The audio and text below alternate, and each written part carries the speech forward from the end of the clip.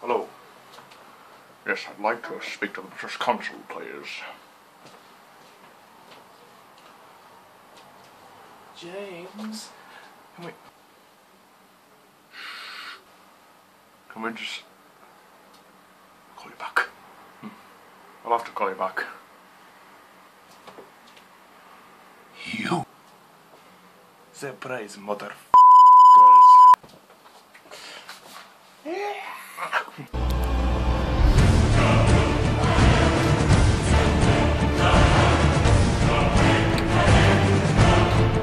James!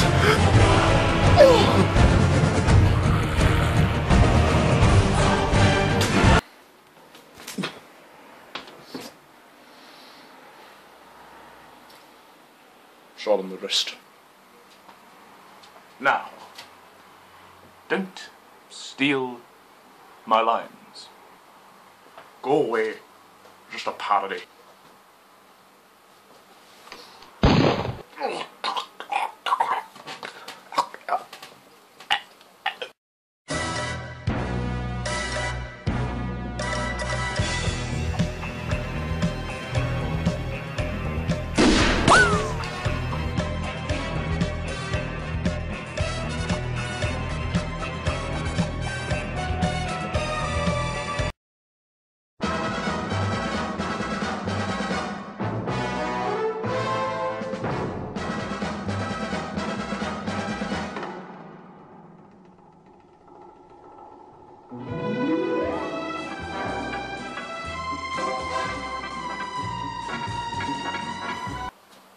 Hello Bond fans, so welcome back to my second Bond review, where I'm going to be reviewing the second Sean Connery Bond adventure from Russia with love. Sorry about that, I couldn't resist. So basically the plot is that Spectre are going out to get revenge on the death of Dr. No in the previous film. So they plan to steal a Soviet. They steal a Soviet encryption device, and Bond teams up with a naive Russian sort of agent. Well, she's not really an agent, Tanya, and together they have to go and sort of stop Spectre, really, and that's it. That's pretty much it for the plot. So yeah, From Russia with Love. Now, the general feeling with From Russia with Love is that it's not bad. It's pretty good. I don't think it's as good as Dr. No, or it's not the best of the series, but I think it's a good film. I enjoyed rewatching it. I do have a lot of issues with it. I find this to be a tad bit overrated. I mean, I'm not gonna lie. I feel that it is getting kind of more praise than it should. I mean, I for one don't feel as attached to this as certain other people do. Jack McCullough will agree with me on this, that it is a bit overrated. But you know, it has its good moments. Start where it starts. The plot. I like the plot, and I like the fact that it's to make up for, you know, the lack of villains in Dr. No. We actually get a whole team of villains in this film. Like, we get Spectre, which is really awesome. We get, well, I guess you could say Blofeld, but we don't know. He's not really credited. We get Kronstein, who doesn't really do anything. We get the main one, Rosa Klebb. Rosa Klebb is pretty awesome. She's quite old, but she does kick ass though. I'm trying to think of who else. Red Grant. That's the other one. Red Grant. And he's quite hench. Yeah, they're all sort of... They're sent to sort of stop Bond, basically. Yeah. And they're a pretty good set of villains. I think... I don't know whether they're better than Dr. No in terms of acting, but in terms of screen time, they get much more screen time than Dr. No does in the film Dr. No. I feel also that From Russia with Love, you know, Connery is great as Bond. Connery's really good here, yet again. He seems really settled into the role now, like the first movie. First movie, he's finding his feet and he's still getting to know the part, but now you can tell that Connery is invested in this and he's got it. He's got it. That remains consistent throughout the next movie as well. Shame about the movies after. Anyway, From Russia with Love. I thought Tanya was, or Tatiana, I can't remember her name, Tanya. She was okay. I mean, she wasn't terrible, but she's just a bit forgettable, really, to be honest. She's just sort of there, and then, you know, she when she's there, and well, I mean, sorry, she's there for the whole film, but when she's there, she doesn't really, I don't know. Her chemistry with Connery is all right, but she doesn't stick out in my mind as, you know, Honey Rider did in the previous film. She just comes across as being a bit meh. She's, you know, they needed a bongo, so they needed her. The end briefing scene's nice. The very first appearance of Desmond Llewellyn as Q, and this is a good start, I have to say. And you know, they don't mess around. They get straight to the point with the gadgets. It explains clearly what it is. You're like, okay, this is a basic formula.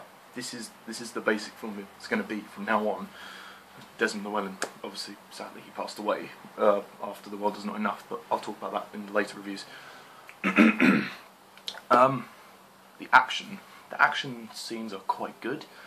There's none that are really spectacular. Although I do admit, I do like the train scene. The train fight is really cool. Some of the earlier action scenes I just don't really care for. The climax is quite good, I guess, be a little bit lengthy. It's a bit of a lengthy climax. The movie does make you feel a bit tired because the movie's kind of slow. I'm not going to lie, I find the movie to be slowly paced, and like the first half of it feels really slow. I mean, not as bad as like Thunderball, You Only Live Twice, but you do sort of like go, come on, no, look, the Goldfinger movie ain't going to watch itself, let's go. But that's the next review. I don't mind a slower paced Bond film. It worked for Doctor No because they were establishing they were establishing the formula. They were establishing the series itself. From Russia with Love, it feels just like it's taking a long time to do not very much. We're just moving from A to B with no real purpose. It's just Bond is moving from place to place. Also, another criticism I have, Calvin Dice mentions this as well, they do play the Bond theme in random places, like unnecessary places it seems. Like when Bond goes in to check one of his rooms, he's looking around like he's examining everything, and then the Bond theme is playing. You're like, why is this playing here? I mean, I love the Bond theme, don't get me wrong, I love the Bond theme, but why is it playing there? Seemed a bit unnecessary for me, but hey ho. In terms of acting, Connery's good as normal, the villains are great, Tanya's alright, yeah. There's not much to say. I really like From Russia with Love.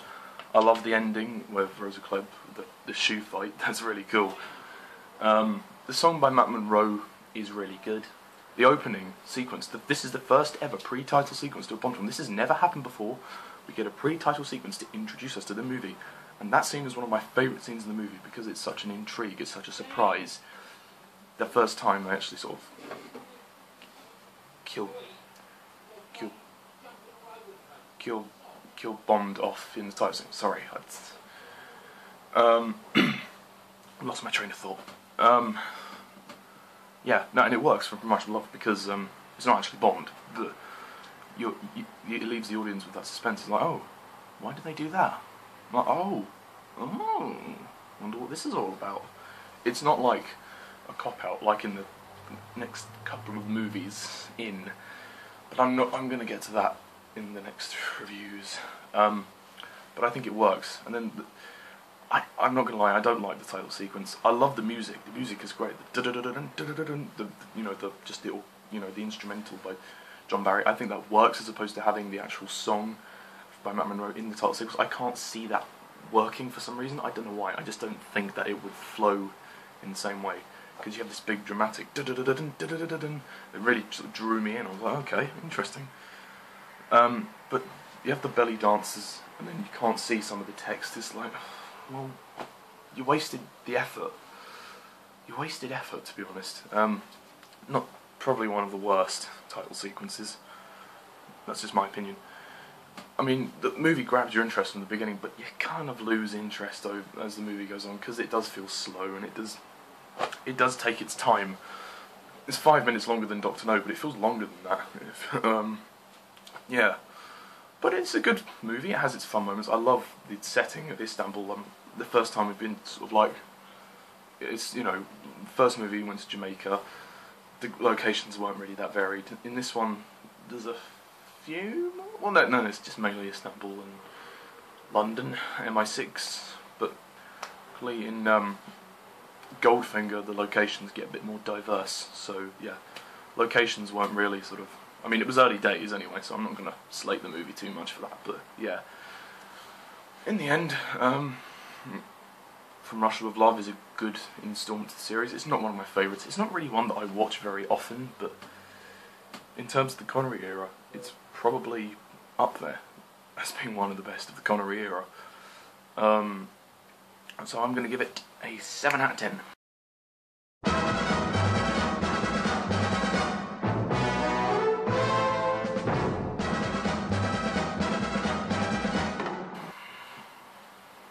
Yes, From Russia with Love gets a 7 out of 10 from me.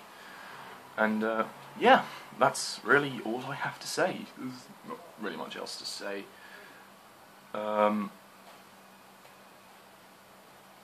So thank you all for watching, and next time I should be reviewing Goldfinger, which I cannot wait to rewatch, which is great. And depending on when this gets up, if, you know, thanks to Alan Kalo for shouting me out in his video. I don't know if that's up yet, but if it is, then I want to just thank him, because, you know, he didn't have to return a favour. I don't do shout-outs in the hope of getting a return shout-out. I just do it because I feel, you know, I just wanted to do it because he's a great guy. So yeah, there you go. And I want to thank Jack McCullough as well for being awesome and appearing in the Bond Life sketch. I can write another one if anybody wants to, but there's been a few issues with YouTube recently for Jack, so it's life. Anyway, thank you all for watching, and as always, I'm Mr. Davis11. See ya.